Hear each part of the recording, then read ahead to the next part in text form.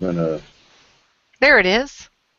ah, Hangout is live. Okay, good. Hey everybody, it's Leslie Rohde with Marcus Brain Trust, and I'm joined today by Dan Thies and the ever vivacious Michelle Chan Sangbong. I have to say that so slowly; it's kind of weird.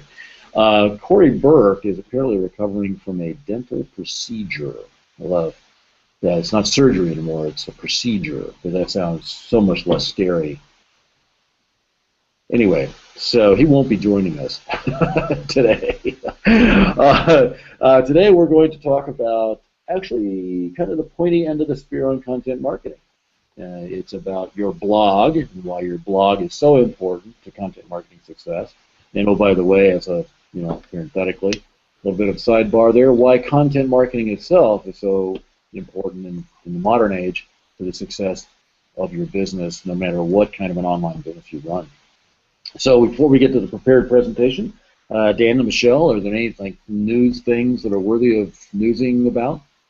Lots of weird, stupid stuff going on, but let's not bog down on that today. Indeed, and I think one of the things by the way, that one of the things that just went live with this particular Hangout, if you signed up for this particular Hangout, there is now a survey form, post registration. And there's a comment field there for you to just write us an essay as long as you like about what you'd like us to talk about. One of the things we're considering, and by the way, if you'd like to put this in the chat in this hangout,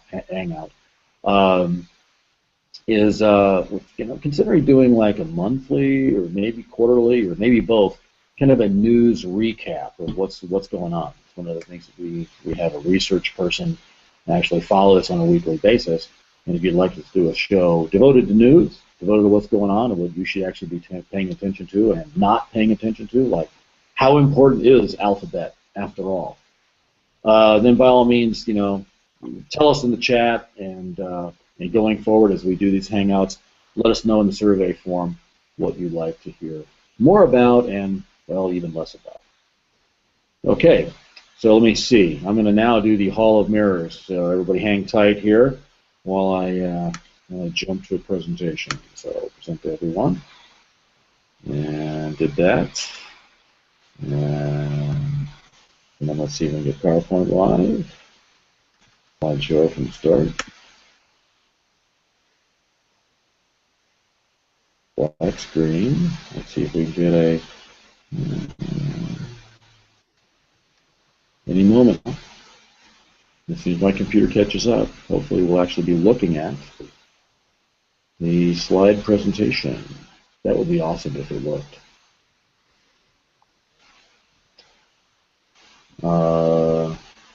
Okay, I'm seeing my presenter screen. What are you seeing? Leslie Rohde. Oh, for Pete's sake, really? Oh, I know what I did. Hang on. I didn't do... Oh, God. It crashed. Okay, great. All right. Well, this is the usual thing. So hang on just 1 second while I restart PowerPoint. Thank you very much. Unbelievable. Computers.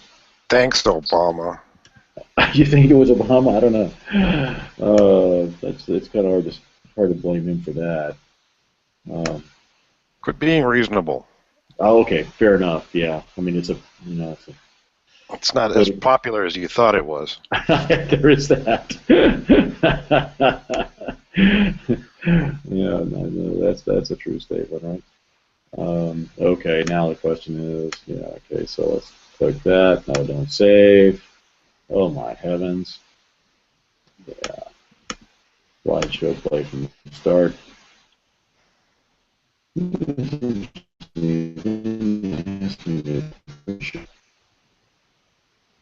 Oh, come on.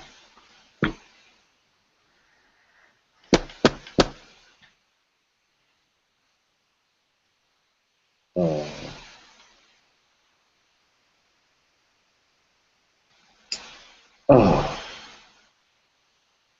Wow. Okay. So, you know what? Hang on a second while I try to fix my computer. So I'm going to stop presenting.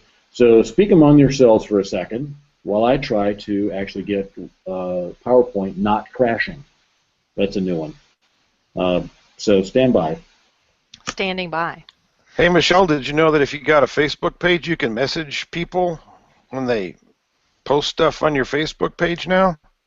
You can. I did not know Messenger. that. Woo! Facebook Messenger for Page? Sort of, yeah. You can Very send them nice. messages in reply to their comments rather than Public. Rather than yeah, so publicly you don't have embarrassing to them? ask them to post their account number right there in the comments. You can have a private conversation with them. Oh, I do like that. I haven't seen that yet today. I know that there is a new business manager interface, and for how I do things in a very assembly line factory fashion, I don't find it to be very friendly. So I am now working on a workaround for their new interface that they think is so friendly. So I used to I'm have, sure it's very friendly. well, when you're helping one client at a time, it is. But when you're working with the multitude of clients that we work with, trying to make things happen for them, it's not easy to switch back and forth through them. So it's At a a little more time. complicated. Yeah, not really our thing. Yeah.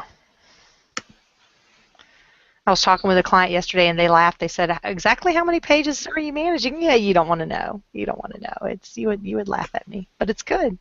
It's good. So what else? What else is going on in the world? Let's see. A bunch of people what else is noticed that you could get to Google Hangouts by going to hangouts.google.com, and think that wasn't true before, but it was. So that was a big news item. Gosh, there must have been something interesting happening in marketing that we could talk about. There's an alphabet? The Forbes 5000, is that of any, or the Fortune 5000, whatever that list is that of any interest? A few marketing companies made the top of the list this year. One of them wasn't me, so I don't care. Okay. That's just the beauty contest. It is a beauty contest. Yeah, Apparently we're losing. I think Rhodey's holding us back, him and PowerPoint. Yeah, hang on a second. I think I may have actually got it solved here, but we'll bear with me 1 second. I'm going to actually try doing the screen share, and we'll see if it actually works. Oh God, where is it? Well, here's a fun little news item. A lot of folks have noticed that Facebook actually delivers more referral traffic than Google for them for the first time ever, and Facebook might actually be the largest source of referral traffic on the internets now. Wow. Oops. It doesn't surprise me, though. So we see that good for our call clients. with that ignoring Facebook strategy, Leslie. I wasn't ignoring it. I just It's just a fad, he said. Yeah, when's the last time you logged in? Oh, I have people for that, Dan. Come on. I mean, whatever. That's what the people I just are have for. multiple personalities. It's easier. Hell yeah. I mean, yeah. You have a personality for everything. It would be easier, though, if you would name them different names for us instead of calling them all Leslie. Well, that would be telling, now, wouldn't it? So You could at least have one of them put on a dress or something. yeah, there's one of the newscaster in Portland, Oregon, or something like that. Yeah. So anyway. Right. So, that's not you. That's not me. You're right. That's not even alter ego of me. So that doesn't really count, I guess, does it? Oh, for God's sake. All right. Oh, God. So I guess I'm going to have to convert this to PDF. Hang on a second. Good grief. But they apologize. Unbelievable. But they're sorry that you're experiencing this. We're sorry that you experienced this problem. Yeah, that's true. And they invited me to send a completely pointless bug report, right? Which would. What were you doing with it? Trying to use it? Could you explain to us in so many words exactly what you were trying to do? Run a presentation from the beginning. Yeah. That's probably not very actionable for them. Could you be more specific, please? Not so much. Maybe give them the send the presentation debt, I guess, right? Yeah. Let me just save this PDF. We're going to run it that way, which seems peculiarly bad.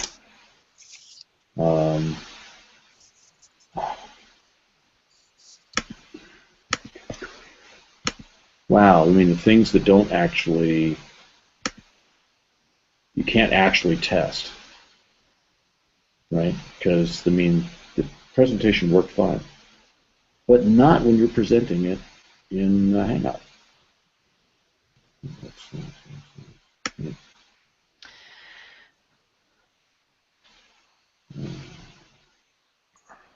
So I'm supposed Now, to have show you, 20 minutes while worth he's of fixing presenting. that, have you seen some of the new or read about some of the new Facebook advertising features? Dan, like the click to call from Facebook? That's cool. It's very cool. And then, of course, they're doing geo-fencing type ads, too. So you can run That's some awesome. geo-fencing ads. That's pretty nifty. Let's see. I got somebody. A couple people actually emailed me links to a blog post. One of them was the person that wrote it, and one of them was the editor who was asking me if I thought they were crazy because they're declaring the end of keywords in search advertising. Really? That's kind of old news. Well, wait, what?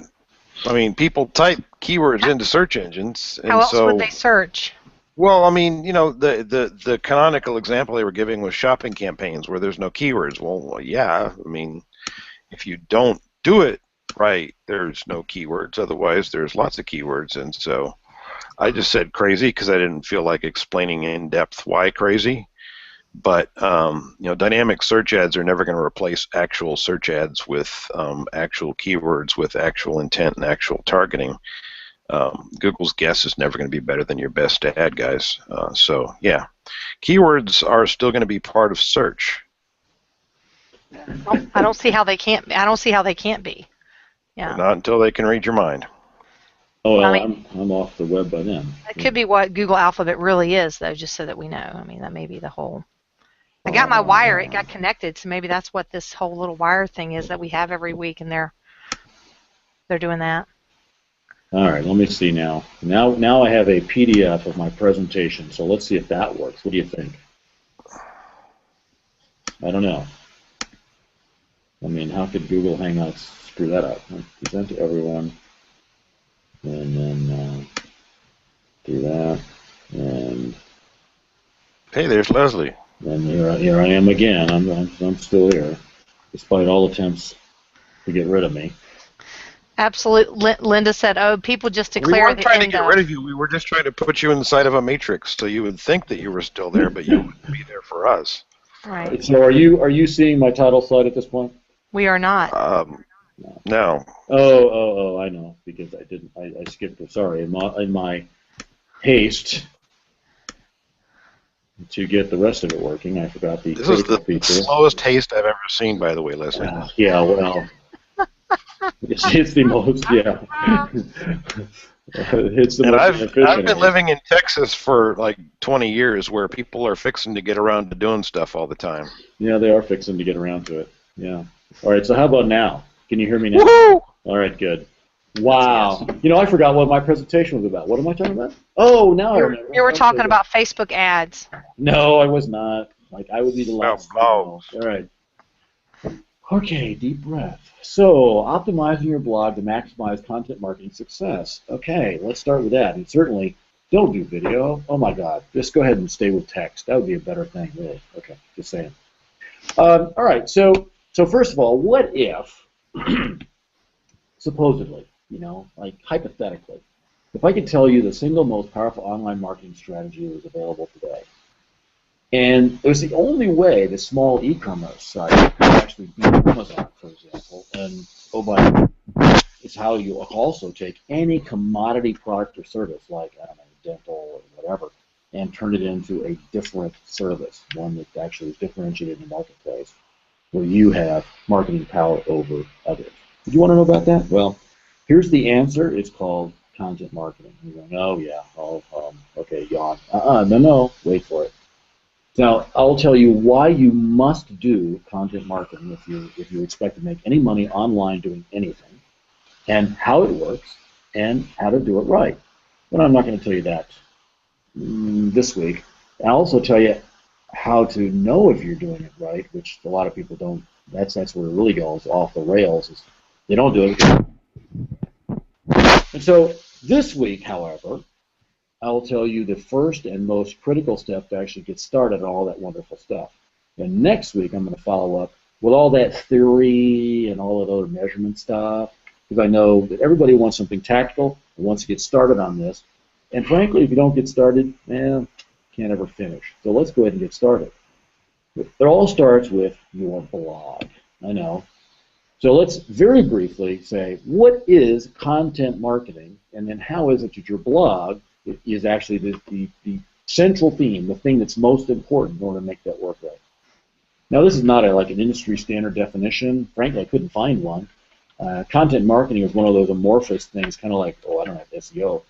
So creating an ongoing stream of information to attract and engage people that have some significant likelihood of someday, hopefully relatively soon, of becoming your customers. Now, that's my definition. I just came up with that by basically amalgamating everybody else's ideas. And that's, intuitively it makes sense, right? I mean, content, information, I get it. Why would you do it? Well, someday you want to make money from it. Someday, well, how soon? Sooner the better, obviously. But content marketing is not the same as putting up a landing page. A landing page is getting money today. Content marketing is getting money sometime in the future, all right? And that's where people kind of go off the rails about it. Now, why should you be doing this? Why don't we just put up landing pages or, oh my God, doorway pages? Well, let's see. How long would you like to be in business? If you're interested in being in business today and tomorrow, you can probably put up some spam site and call it good.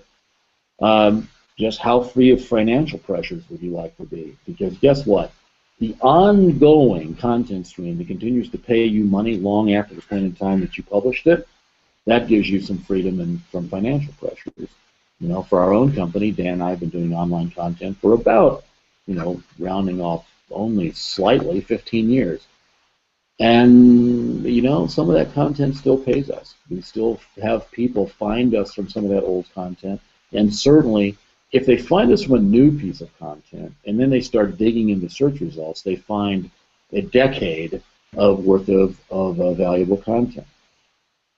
And then the other thing is, if you're not David or Goliath, then who are you? Amazon, that'd be the Goliath. They own a substantial portion of all e-commerce. And so if you're in the e-commerce business, you probably lose a lot of sleep about Amazon and where you fit in that whole milieu, right? You're David in that regard. If you're a small e-commerce vendor and what you have is available on Amazon, maybe because you're selling it there, you've got a David and Goliath story. If you're neither one of those, what are you? Who are you? Well, maybe you're a local business. Maybe you're selling chiropractic or dental services. Well, all right, there are a whole bunch of Davids maybe, and there are very few Goliaths that are the larger firms. But one way or the other, you've got competition, and you've got to stand up against that competition. How do you do that? Everybody can build a landing page. How are you going to be different? So that kind of answers this sort of answers its own, right? I mean, so why should you be doing this? Whoops, was that? What happened there? Oh, that's interesting. It doubled. Nice, excellent. Now there are many sources of traffic, to be sure. Facebook, MySpace, I think that's still a site, right? But fundamentally, they're really, this is great. Are all of them doubled? No. But there are only two ways to get traffic. There are only two kinds of things two things you can do that create traffic. One is paid advertising. AdWords, Bing, Yahoo, whatever the hell else exists, I wouldn't know. Ask Dan. But those things, yes, you can drive content and you pay on a transactional basis. Everything else is done one way or another from informational content. So all search, all social, all of that is driven through informational content. Now there are some blurring of the fine lines. People, do what they call advertorials. Okay, that's an editorial and an advertisement, combined. And usually there's an FTC disclosure at the bottom. And then there's what we call native advertising, really just content with a commercial CTA running on it. All of these things are really, they're really content marketing. There's a continuum of what constitutes content, all the way from one end, stuff that doesn't have any really commercial play to it at all, or at least no hint of that, all the way to something that is clearly making a point to go buy something, but doing it from an informational perspective. But it's all content. Now, why is content marketing hard? because I don't think it's hard exactly. Maybe it's conceptually a little bit of a trick to reach that conclusion. But if it's not that hard, then how come so few people are actually doing it, right? Well, possibly because it's almost the opposite of selling. Almost. I mean, an advertorial, you could claim that that's, selling in disguise. Uh, but most content marketing, when done properly, is specifically not selling. It sometimes actually feels like charity, that you're just giving stuff away. Well, yeah, you are. But that's what marketing is. The difference between what we'll call marketing and tracking. I'm making this stuff up, right? So if I have a landing page that starts, that's the front end of the funnel, and it goes all the way to an order page and a thank you page after that, it's not marketing, that's selling. If I want to optimize that, what do? I track it, and I do A/B split testing on the pages in the funnel. That's just science, right? Marketing is different. Marketing is about engaging people before they hit the top of your funnel, before they actually see an offer to buy something. That's real marketing. It's things like, I don't know, billboards on the highway for Nike because you can't even remember, runners-up in the shoe industry. That's marketing. So what are your success goals for this other kind of thing? We know for a funnel, we want to have the smallest dropout possible on a page-to-page basis. We want to optimize our conversion rate through the funnel. Easy, no problem. Well, it's not easy, but it's certainly something that people understand. Content marketing is different. What you want to achieve there is very, very different. You want to have a larger audience. You want to touch them more frequently as possible in order to embed your brand in their brain. You want them to engage with your message for two reasons. One is the more they do that, the more likely they are to click your stuff and end up on a funnel someday because you train them to do that. The other is it tells you something significant about your audience. It tells you what to market. It tells you what's important to them about your product or service. And then finally is you want to have something that they can do that doesn't involve the exchange of money. For content marketing to really work best, you need to have a non-money call to action somewhere way out there in the wide part of the funnel. So instead of, people still do this, and we talk about the ascension model. So if you're trying to sell something for $2,000, start with $7 and work up. Yeah, you can do that, no problem. But guess what? Most of us start with free reports. Most of us start with videos for free on YouTube, or, oh my God, I wouldn't suggest doing this, by the way, a weekly hangout. Free content, value in advance. So let's get tactical about how you do this. And I just told you have to do it. Well, okay, how? There are two use cases for content marketing, and it's really straightforward. First of all, there's the online retailers. You know who you are. You will have to have an attached blog. What we want to do with a blog for content marketing purposes, what we want to do with an e-commerce site are obviously at opposite ends of the engagement spectrum. Very, very different calls to action, very, very different purposes for those two kinds of pages and platforms. And so, of course, your blog is going to be separate. Now, what is separate? It can be in a subdirectory or a subdomain. It doesn't matter. Either one is okay. And I know there's probably somebody asking in chat, well, what about domain authority, and what about interlinking, and what about page ranks? And stop. It doesn't matter as long as you hook them together the right way anyhow. A subdirectory versus a subdomain, it can make those look mathematically identical, even if that mattered. All right, so don't think about all that technical stuff right now. Just realize that you need to be different from a customer perspective, and that's what we're focused on. That's for retailers. Now, what about the rest of you? Well, the rest of you is service providers and consultants primarily. So it's lead gen, right? And so, well, you lead with your blog or you attach a blog. And you can do it either way. Either way is okay. We lead with our blog. So when you look at our blog, which we'll do here in a couple moments, you see that it's primarily a blog. And then, oh, by the way, if you want to find out what you can pay us money to do, that's under the services menu. Now, we could turn it around, right? We could make our home page the services menu and then make the blog an inner page. Wouldn't change a damn thing. It just so happens that we lead with our blog because historically we've done that, and it's kind of who we stand for anyway, right? Either one is okay. And we have clients, there are service providers that do it both ways. But one of both ways. They don't do it both ways at the same time. So there are a small number, either way you go, there's a small number of critical design factors that apply to all of us, not just you, us too. And so we'll start with our own design, because we abide by these just like everyone else does. We have to. It's not our rules. You know, it's customer rules. People make these rules.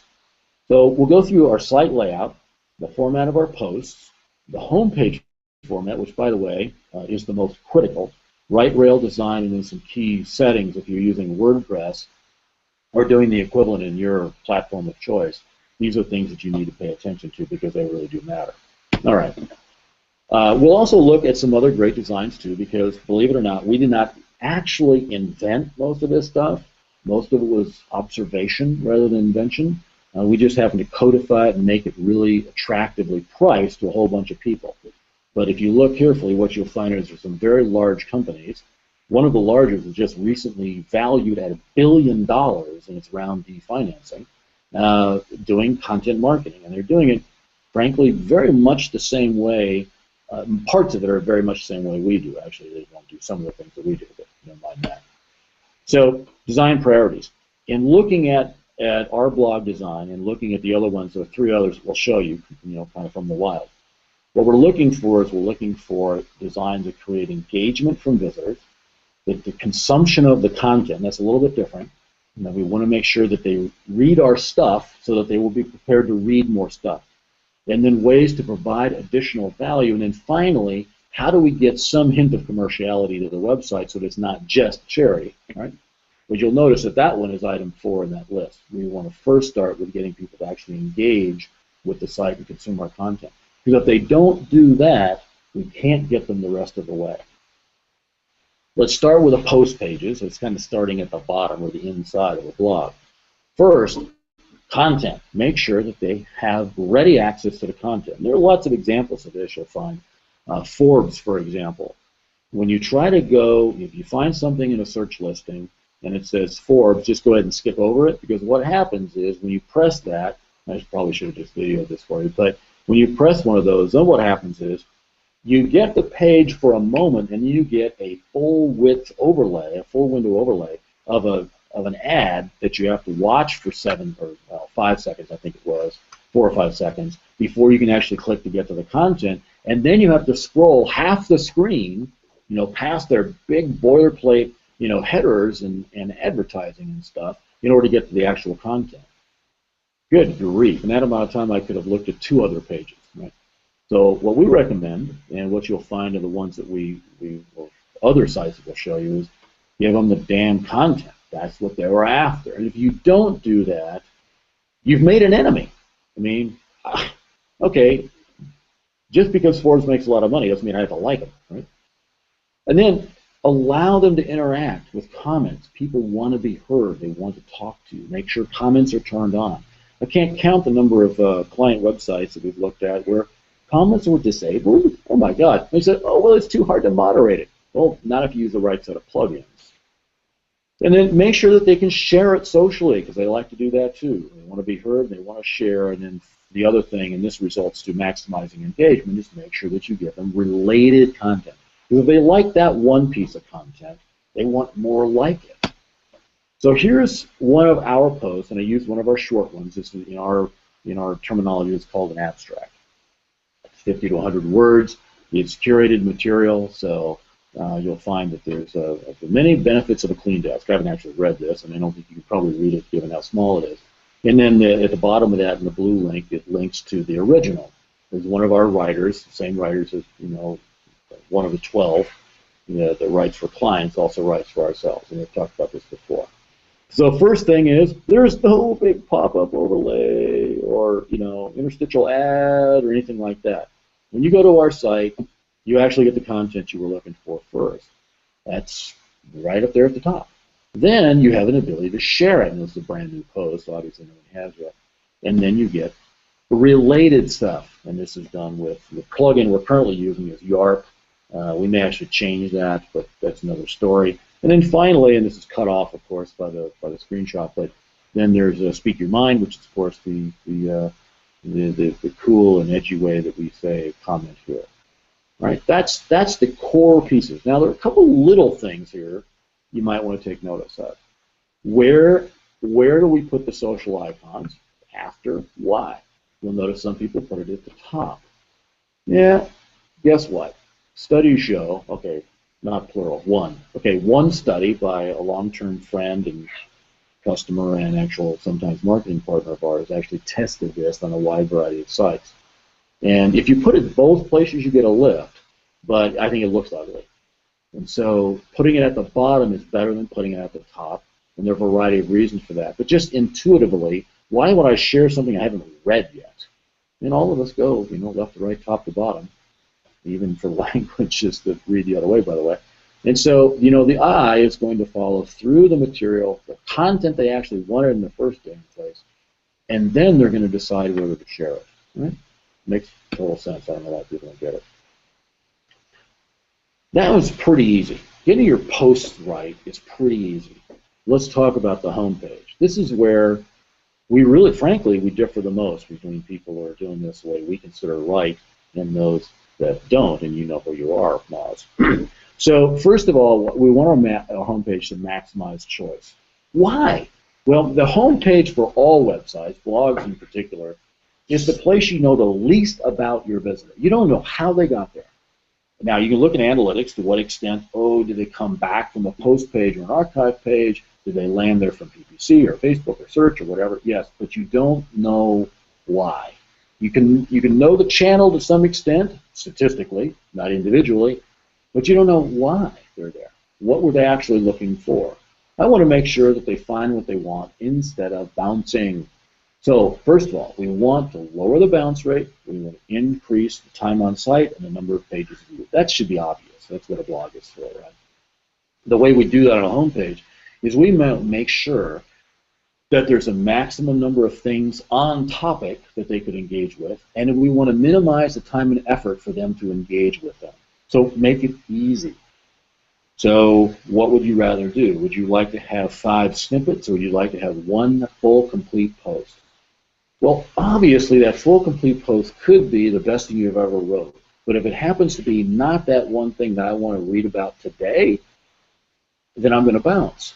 However, if you gave me a snippet plus 4 other things, now you have 5 shots. You have 5 bites at the apple to get me to engage with your website.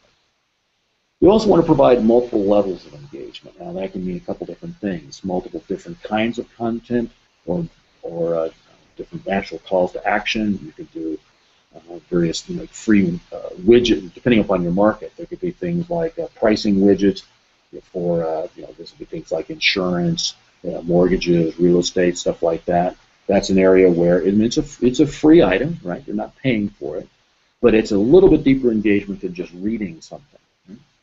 Ultimately, you want to maximize the value to the visitor, not of the visitor. So, I mean, we talk about visitor value. That's different. We're talking about the other direction. You want to maximize the amount of value the visitor gets, not the amount of value you get from the visitor. A little early in the cycle to be thinking about it in those very self-centered terms. Finally, everything you do in the above 4 bullet points ultimately communicates your brand differentiation. First of all, if you did content marketing right, you'd be a brand apart. So let's start with that. So here's our homepage, and I've cut it in 2 in order to make it fit side by side there. So, left to right, top to bottom, okay? And you'll see the way that we have our homepage divvied up currently. And this we've changed this a couple times already, and I'm looking to change it again. But here's our featured content. So at the top, we have our current feature, and then down the left-hand rail, we've got prior features. And so as we post new ones, it's pretty obvious what happens, right? Right here in the middle, we have what we call quick reads. And this is content that's, it's curated content. It's 100 to 200 words, and it's pulled from a feed, and the commentary is written by one of our writers, same writers we use for clients. And then over here, we've got, that's our news category, and here I'm showing a whole bunch of just headlines only. So if those headlines actually capture your attention and click on them, right, I win. Now you're on my website. You've actually moved from the home page into the website. I have another opportunity to entice you to stick around, learn more, and possibly even do something with that, that right-hand rail. Now, right now, and we'll get to this in a moment, of what constitutes a reasonable and effective call to action. On our blog right now, the only calls to action, and this works for us for the time being, is literally to join these hangouts or to share our site or our posts with your friends. That may be sufficient for your business. Maybe you need a little bit more than that. Maybe you need a downloadable report. We did for quite a while have a downloadable report. We will again too. We'll test that. And then let's see. There's something here in the middle that we call instant classics. Now, how can they be instant classics, and what does classic even mean? What it really means is the stuff that's most important we found that people gave us the best review about. Things like Dan's red pen test, for example. These are things that have been very popular. They've gotten lots of traction. People really love them. And guess what? They tend to very strongly communicate our brand differentiation. You know, the way we as an organization kind of describe the challenge and opportunity in internet marketing is different. I mean, just look around. I assume if you're on this webinar, you know this. But some of the quick reads actually do a very good job of that. And then finally, at the bottom, we have a section that's devoted to our recent Hangouts. Again, it's a way to engage with us. It's a little bit different. It's valuable content. You won't have all of these pieces. You'll have some pieces that we don't have. That's okay. The trick is to think through what are the number of different things that I can offer of value and make those readily, efficiently, easily available to the visitor to your blog. Kind of zooming in on quick reads, you can see, really straightforward. Here's our instant classic section. Again, nothing tricky here, right? All we're really looking for is to, hook someone's attention, based on what they're interested in. And all these, of course, are going to be on topic within internet marketing. Latest features, okay, those are one of the ones that scroll down from the top feature category. And then Hangouts, we have just the title and a brief description. So now, calls to action, we already talked about it, but in general, what are the rules for calls to action? You need to be focused on the informational visitor. Now, we get this a lot, so if I'm an e-commerce store and I have a blog, should I have a 10% off coupon? Well, it's a little bit early to be biting the wedding band. We're not even dating yet. Why would I want a discount on your store when I'm actually in the information stage? Maybe I'll want a coupon at some point, but you need to at least take me to dinner and kiss me first, right? I mean, I'm not interested in the coupon yet. And that's the problem here is that most e-commerce owners don't have anything else. It's kind of like the default. Same as many of you who actually do at least have a blog, you probably have something really lame as a call to action, slightly less lame maybe the coupon that says, sign up for my newsletter. Really? Wow, that's awesome. Why? What am I going to get? Oh, I'm going to get news. Thanks, I got enough of that. And so you got to think through what is it that the informational visitor wants. How about a selection guide? How about the 20 things you need to know before you buy a mattress or whatever, right? You need to come up with something that they will be interested in the early stage, in the wide part of the funnel. Coupon, newsletter, not yet. Is there a time to sign them up on their newsletter, on your email list? Yes, but please do that with a piece of value. Do it with a book. Do it with something else, not a coupon. And that's where we get to value in advance. Does a 10% off coupon offer value in advance? No. It's like value in the cart. A little early for that. What we want is to some way deepen the engagement that prospect has with you. And so that can be, Related Post does that to a real extent, right? The other thing that does that is, like I said, a free report or an email series, a course of some sort. And then do the follow-up. Make sure that you can follow up with them. A couple different ways to follow up. Obvious one is email. The other one is by way of remarketing. And the more traffic you get to your site, the more you can characterize and segment that traffic, the more remarketing makes sense to you. What you'd really like to do, though, frankly, is remove the prospect from search. You'd like to siphon that person off in the informational stage and own them. And so if I'm doing a bunch of research, as I was, recently on some things, I'm going to, over a period, very short period of time, I'm going to identify websites that seem to have what I want. And I'm going to leave those open in tabs in Firefox until, of course, I have so many that it crashes. But I'm going to then bookmark those, and actually more likely copy them to Evernote. And so I'm going to build up this research set that takes me out of search. So in a very short period of time, say 10, 20, 30 searches, I think that's short, you're going to end up creating I'm going to create a setting of websites, and now I just go to those websites, and I search the websites. Your customers, your prospects, the people who either become or don't become your customers, depending upon whether or not you're touching them in the content marketing phase, in the research phase, that's what they're doing too. Right? Now maybe they're using bookmarks instead of Evernote, but whatever. So some key settings to think about in this regarding WordPress are important as well. So first of all, we get this a lot is people they de-index their archives. The robots block their archive pages, their category and tag pages, because supposedly it is duplicate content. That's complete hogwash. You want to make sure that those are indexed. Those are some of your best mid-tail search pages. And so, I think we probably have tag pages for things like PPC and SEO. All right, those things are going to aggregate content about those two topics, and those are very, very good pages to be having show up in search. They also put excerpts in feeds, not full text in feeds, and that deals with scrapers and spammers and scammers. And then finally, please have comments on and manage them. Straightforward ways to manage comments through the moderation facilities in WordPress, coupled with some plugins like anti-captcha, so that you keep the robots away. So these are things that we can get into lots of detail, but suffice it to say that this is very, very important. These things, don't block your mid-tail search terms from search. That just doesn't make any sense at all. Make sure that it's not easy to scrape all your content. And then finally, make sure that people can actually engage with your content with comments, right? All right, but blogging is not enough. You really do also need to amplify your content in social. And so if you don't have a Facebook page, you need one. I hope that that's not a new data to anyone.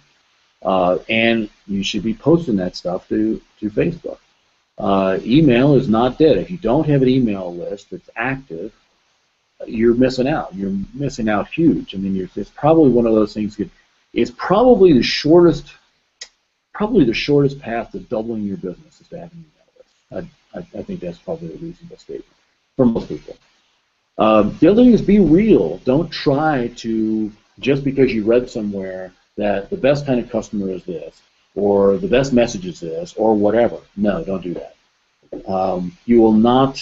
You can't fake differentiation ultimately.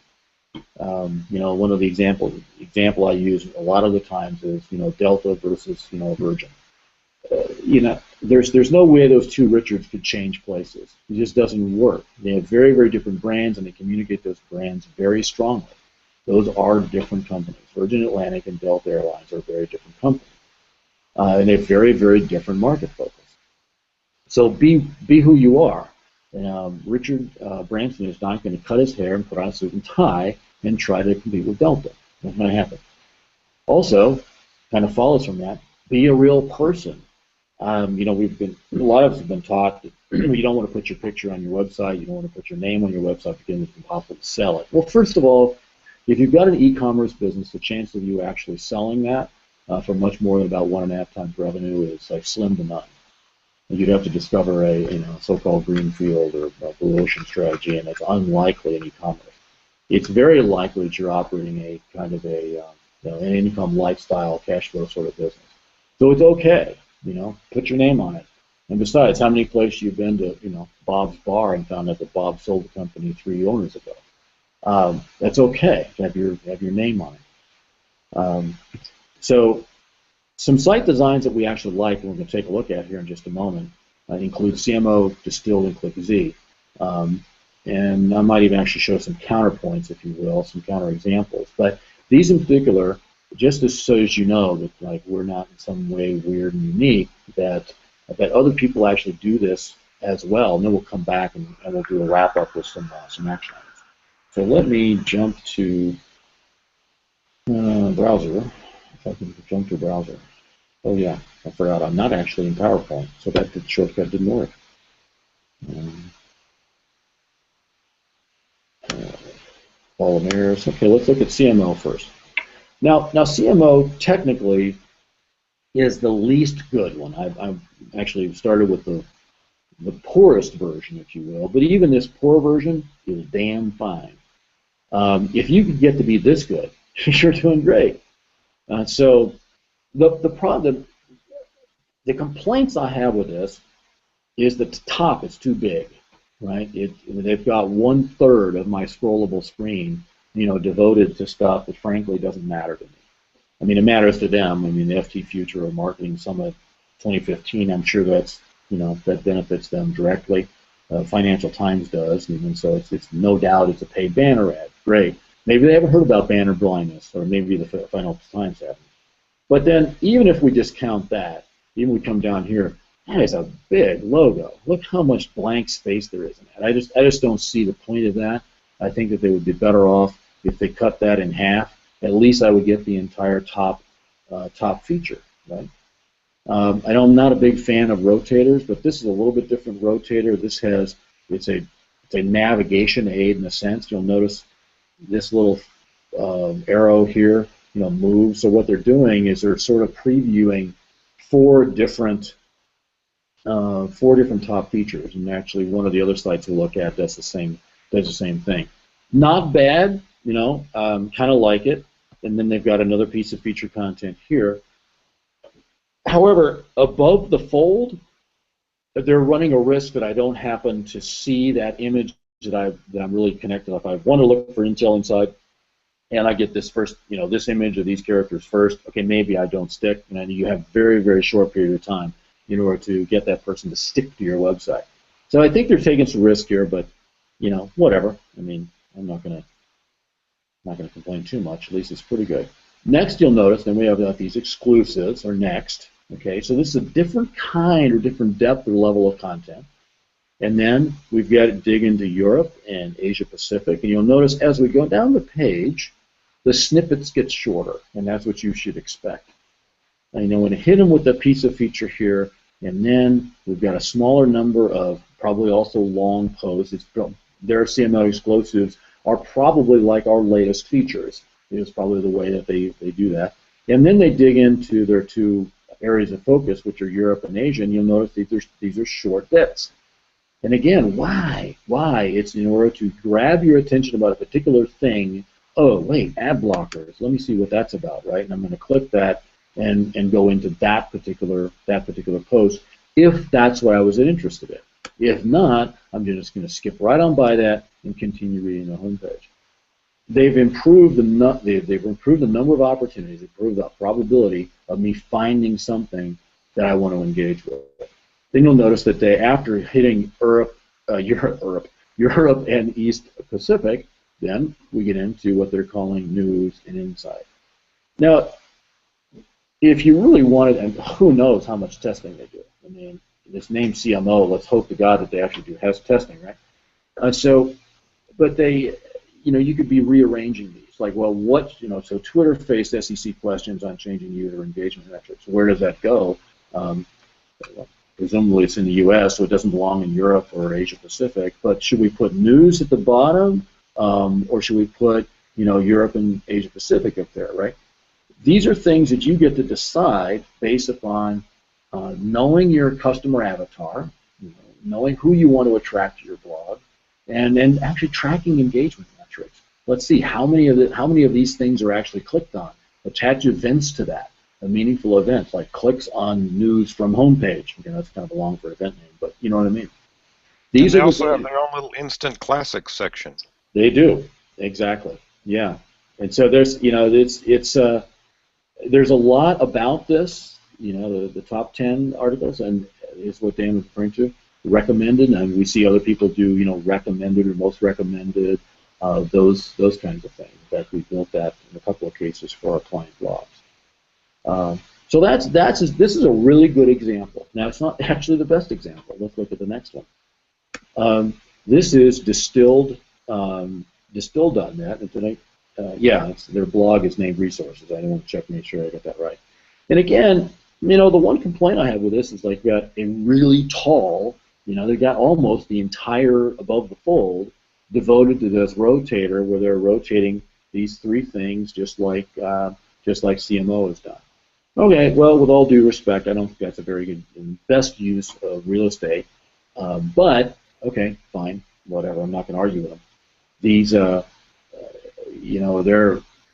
if you don't like these three features, you have to scroll. That's my only complaint. Now, I am suspicious that much like, for example, Moz, which I would consider a counterexample to our recommendations, these folks Distill is optimized for the very frequent user. So this is for people that hit it every couple of days. Yep, and that's same as Moz. It's for people that hit it every couple of days. They're looking for the new content. That's it. Exactly, and that's what Moz has even said about it. Said that in a recent post that the vast majority of their content is to their most recent. The vast majority of their traffic is to their most recent content. And the thing is, partially that's a self-satisfying proposition based upon the way their homepage is laid out. In our particular case, that's not actually true.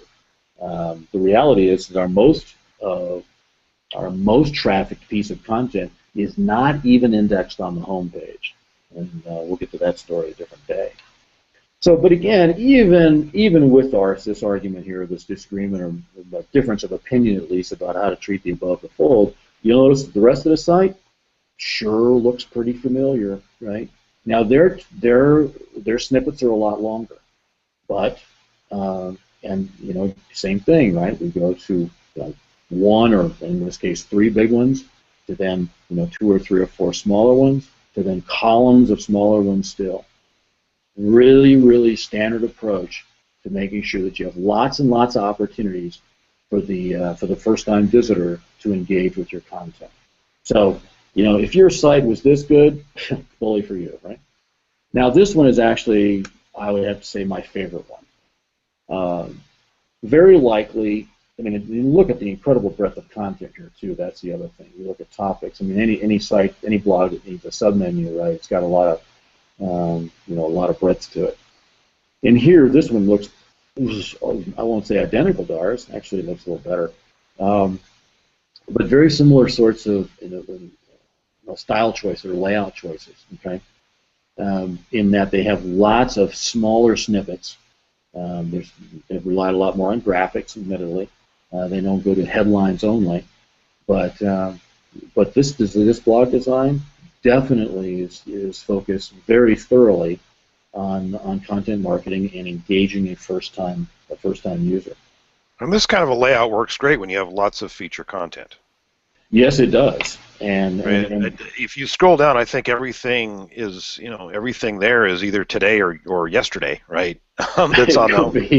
Yeah. Well, they have so many topics to cover, right? That's the thing. Is if you have this kind of nav bar, look at just the marketing category. They obviously have a very large editorial team. What do you think? They have a large team of large editorial teams, actually. Yes, there are several large editorial teams behind the different sections in here, because I know a lot of these folks. But yeah, it's not an army, but it's definitely a battalion. Mm-hmm. Indeed. And so now, and let's visit. I didn't really talk about the CTAs on the other one, but this one's a very good example of where you put your CTAs. We didn't really talk about eye gravity. We'll mention that in just a moment. But here we see, okay, Click See Today is our #1 newsletter. Get a daily dose of digital marketing. Now, that's a little bit better than just sign up for our newsletter, right? A daily dose of digital marketing. It tells you it's going to be daily, and it tells you what it's about. So, by the way, for those of you who at least are doing something in email and you have a subscribe button, at least dress it up a little bit with this. But below that, I don't think they're depending on that entirely, right? That may be the last thing a person does after scrolling this sidebar. And, oh, let me go look at featured white papers. By the way, one of these is open on my other browser to read. And then, oh, let me go look at old webinars and resources. Wow, this is some good stuff. Scroll back up here and stick it in my email address. All right?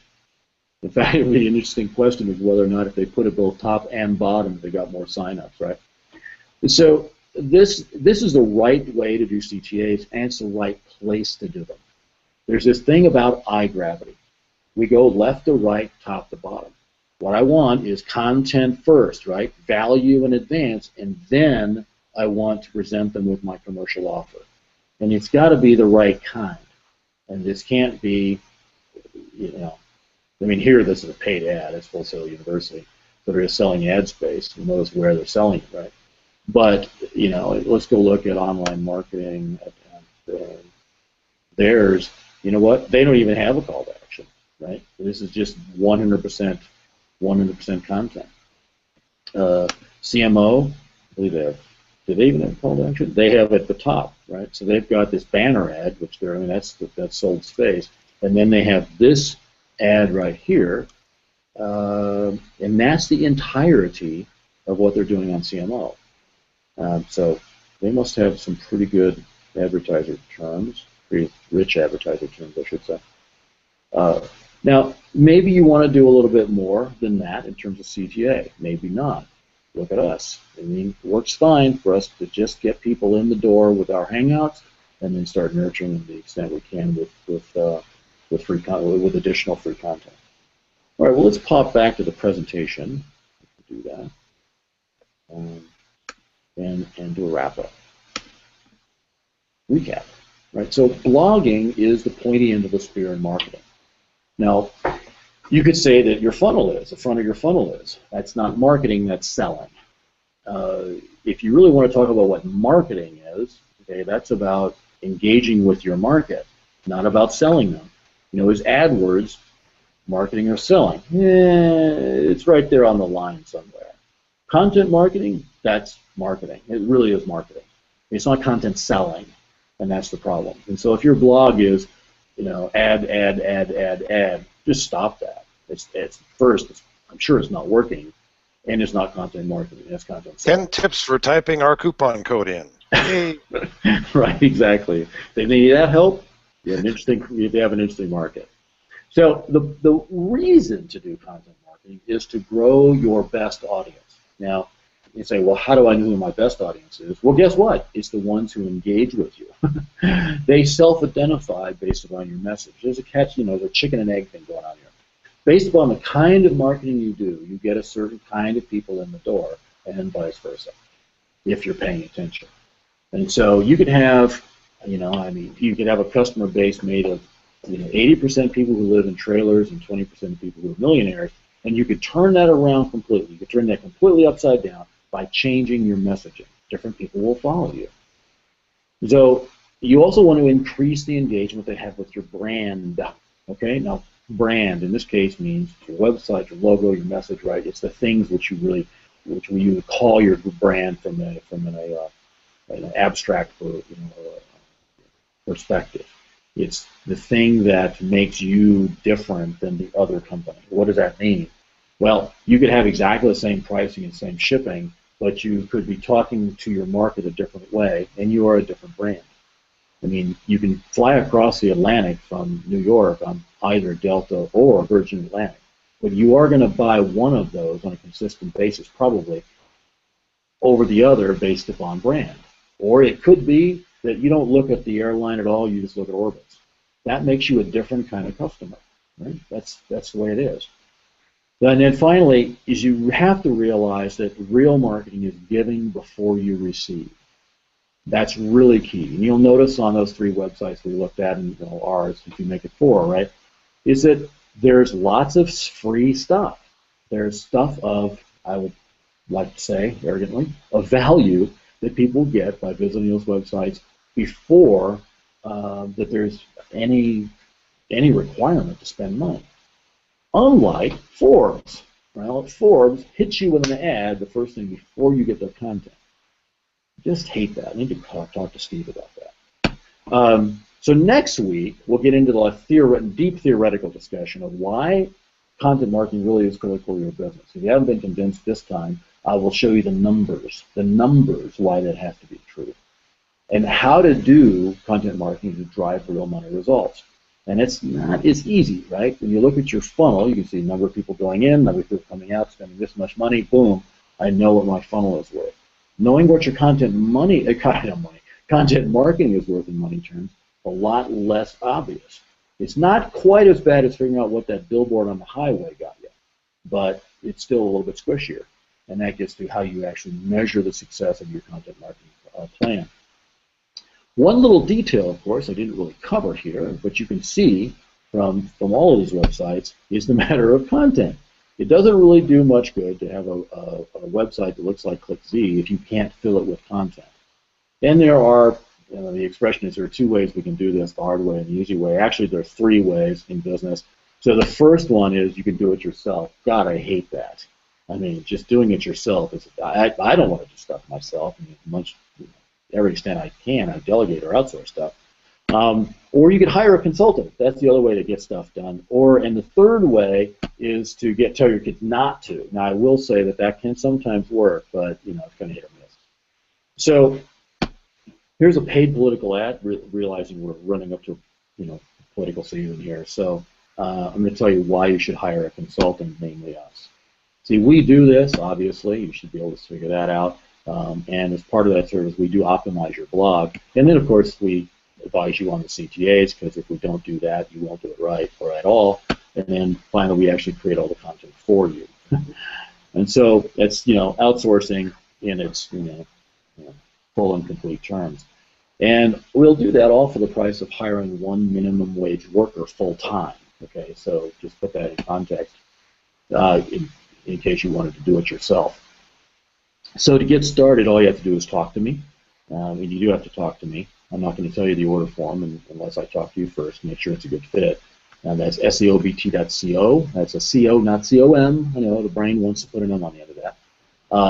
And then /LeslieRohde30. That'll get you on my calendar for 30 minutes, and then we can talk about it and make sure it's a good fit for you. I just had a conversation like that this morning. He signed up this afternoon. Please include your domain name in the booking form, obviously, so I can take a look at that in advance of our call to make sure that that's a good use of time. That's the end of the presentation. Like I said, we'll follow this up next week with kind of most of the rest of the story in terms of the nitty-gritty detail of why you should be doing this and how it actually benefits your business. In the meantime, if you do have a blog, go do this triage. Yes, there will be a replay of this presentation. Yes, we'll attach the slide deck to it. So hopefully it's easier to attach the PDF than to actually show the PowerPoint. And so we'll do both of those things. You have these notes in front of you. Go take a look at those other websites. CMO, ClickZ, and Distill.net. Really, really good examples. As extra credit, you go look at Moz and ask yourself, how is the front page of Moz going to differ in terms of its engagement metrics from something like ClickZ? You'll find that they've actually written about how people engage with their blog, and sure enough, there's somewhere, Distilled, as Dan pointed out, is something that somebody visits every day to see the top stuff. Moz is similar. ClickZ, not so much. ClickZ is more for the person browsing a particular item rather than visiting it once a day. So go take a look at those things for yourself and take a look at your own blog. See what you are doing. If you're a service provider or if you're e-commerce, you need to have a blog. You need to be doing content marketing. And next week I'll tell you why. But in the meantime, if you want to dress up some of the issues on your own blog, by all means do that. I think I've given you everything that you need in order to be able to do it. So with that said, why don't we open it up for questions, and I'll get back to the hangout camera here and stop showing my screen. Wow. Oops. There we are. Right, that's done. Oops. Where is it? Hi, Leslie. When did you get here? Yeah, right, exactly. Here we are. Okay. We were wondering when you were going to show up. We've been wondering for the last hour if you were going to start talking. Nice, thanks. You guys, you actually did that once, too. Unbelievable. All right, so, okay, so let's see. Obviously I haven't been looking at questions, so what do we got here? Well, Greg here has the most devastating question of them all to kick off. What if ad revenue is part of your financial model, Leslie? Oh, that's perfect. God, then all you have to do is page views, right? Good grief. Now, I will say that you got to get those page views, so don't drive people away, right? Um, Actually, kind of ad-based is probably the easiest thing to optimize for. Um, in fact, we've had some customers. I don't think we have any right now that are ad-based. I've had some as private clients. I don't think we have had. I don't think we have a content marketing client that's only ad-based. But, a lot of the link liberation people that took seriously the notion that you could actually turn a profit on your blog and made efforts to do so did find that, this basic layout functions very well for that. Mixing in an ad here and there with different categories and features and stuff like that in your navigation is something that's kind of it's a price that people sort of accept. They're not going to even see the ad if it's not anything that's not of interest to them. But the fact that remarketing ads are so prominent out there now, 1 out of 3, something like that, of the ads that you're going to see on a smaller, lower volume site won't have been sold by the site. I mean, Full Sail might have paid ClickZ, whatever, directly to run that ad on there, because otherwise, I don't know why it's there. I don't think anybody there is looking for a degree, but that's where you're going to find a lot of remarketing ads come in, and that's really actually boosted the opportunity for people that want to just be content publishers and make money off the ad revenue. Biggest thing, though, is they all worked on it from a perspective of I'm trying to build my audience and keep people coming back, and not how can I squeeze every last penny out of this visitor and make sure I don't get any more. I mean, you talked about Forbes and the interstitial grap that you get every time you go there. That's burning away brand equity every time they do it. Absolutely. I mean, it is for me. I hate to, I hate to click a Forbes link. They got a lot to burn, but most of us don't. Yeah. Most of us need to treat our audience a little bit better than that, and not as some combustible fuel. Well, yeah, where we haven't reached peak fuel, apparently. So, yeah.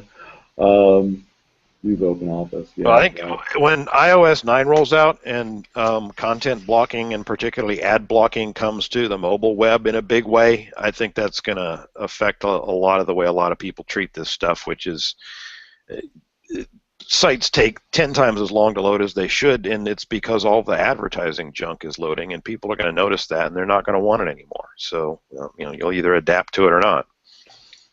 We prefer to adapt in advance if we can help it. Yeah, adapt in advance. That whole evolution thing, right? Yeah, that would be very. Yeah, Forbes on a mobile. I've never tried Forbes on a mobile device. That must be a beating. It's an interstitial screen, right? They want to show you a video, 15 seconds, and blah, blah, blah. Yeah. And they're not the worst, but they're certainly consistently bad. Yeah, one of them we didn't look at was Content Marketing Institute, which also does a very good job of content marketing, oddly enough. And their call to action is a little sliding over on the bottom corner, and it's almost like subliminal. I mean, you have to kind of look closely to notice it. And that's for content marketing world. It's like it's their biggest offer of the year. And so they're doing a very good job of not beating you over the head and not distracting you from consuming their content. Yeah, well, the people they're after for that are the people that are going to be reading multiple pieces of content on a regular basis, and sooner or later they're going to go over there and see what the hell that thing is. That's right. Right? That's right. Well, and that's exactly what we want. I mean, the most engaged people. I mean, if a person hits your site and goes, "Oh, what? Oh, I didn't know that meant that. That's not what I was looking for," and bounces, you don't need them to come back. It's the person that reads one article and then hits on the one other related post. Okay, now we have somebody that's actually in our tribe. So it's almost like I don't want your email address until you read 2 articles, right? Kind of. Maybe there's this one hero appears says, "Oh my God, that's great! That's the best thing ever! Yeah, sign me up." Yeah, okay, that will happen, but more likely than not, that person is also going to click another thing while they're there. They're going to read something else too. Well, and the thing is, with remarketing now, you do have the ability to, to segment audiences based on what content, what type of content did they read? Did they read more than one? You can do all of this stuff now with the technology that's available to us. And so, do I have to squeeze them for their email address on the visit? No, because now that they've visited, I have a chance to keep talking to them and Yep. keep showing them content. And sooner or later, I'll get them if they're the right one. Well, and Indeed. if you take that over to Indeed. Facebook, you've got the All beauty right, of, let's see here. you guys can't hear me, can you? Looks like I hear Michelle. You hear me? I I don't barely think heard Liz. Michelle. Oh, I was going to say that the other beauty of Maybe that Michelle's having is, an audio problem. yeah, sounds like it. That's what I'm saying. Sharing before I read the content. Yeah, thanks, Kathy. Yeah. Uh, How's that? Is that any better? I think it's directly. Oh, so most of my traffic comes in via search directly to an internal page. Would that affect your home page and internal page design? No. In fact, I mean, what we have is optimized for that. The vast majority of our traffic does go to an internal page first.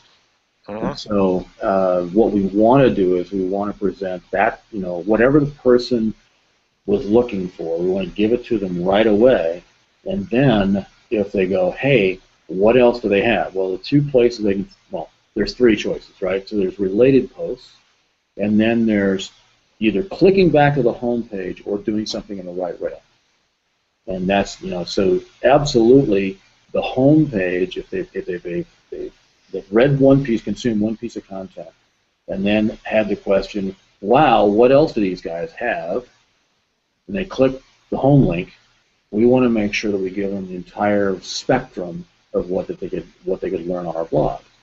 And so we do that with ClickZ. Imagine that you found something on ClickZ, just by going to one of the internal articles, right? And then see, okay, what can I do here? What would be the next step? And you'll find a very, very, very similar thing going on. So no, internal traffic, things that, where you have an internal referral, right? So people hit your internal page and then come back to the home page, you still have almost no idea what they're looking for. The part I was going to add, I don't know if that's, my mic's working yet. Okay, well, I think we're actually done, given how late we started, on time. Michelle, your mic is working fine for me, but I don't think Leslie can hear us. Can't hear a word. That's crazy. Well, I'm going to Still say it to you, Dan, and then maybe That's weird. the part is that with Facebook, the beauty is too, is you also can do that. You can do the. So Dan, you can hear Leslie. Yes. So why don't you just shut up for a minute, and I'll tell you when it's okay to talk, pal. Thank you. The part there that's interesting too about the retargeting, the beautiful thing on Facebook, even if you're not gathering those leads right now, on Facebook you can almost run the if this not that. And so there is I want to show ads, retargeting, remarketing, additional content to people who saw page A but never saw page B. And now you really can leverage that in the same way. And so that's what I wanted to add, talking about using the retargeting parts of it. Yeah, that's and some of that stuff, I mean, it's right. You can show them an offer that they haven't seen before because you can tell if they've seen this offer, but they haven't seen that offer, right? So I know they're interested in this, but that offer didn't work. I can show them a different offer. And this is not, all of this stuff doesn't require email opt-ins anymore. Nope. Okay, Rhodey, you may speak. Yeah, because I have a question about whether anybody else could hear Michelle's question, by the way. So. Well, I can hear, and that's all that really matters to me. So I think the problem thank you, Dan. Okay, right. Yeah, we'll go with that because I can hear her kind of whistling. That's all I got. Okay, great. And so terrific. All right. So let's next week we'll be talking about content marketing, how to do it, how to know you're doing it right, and more important than that, why you really don't have an alternative. I mean, it's if you really want to stay in business for any length of time, you better come up with a plan for content marketing. I'm just saying, because that's about the only marketing that exists anymore. I mean, I think it was the only marketing that ever existed. I don't think link building you could call marketing. Just saying. So we'll be back next Tuesday, same time, same bat channel, and until then, go look at your blog and go think about who your customer is and how to engage them further out in the funnel before they have their credit card out. Thanks, everybody.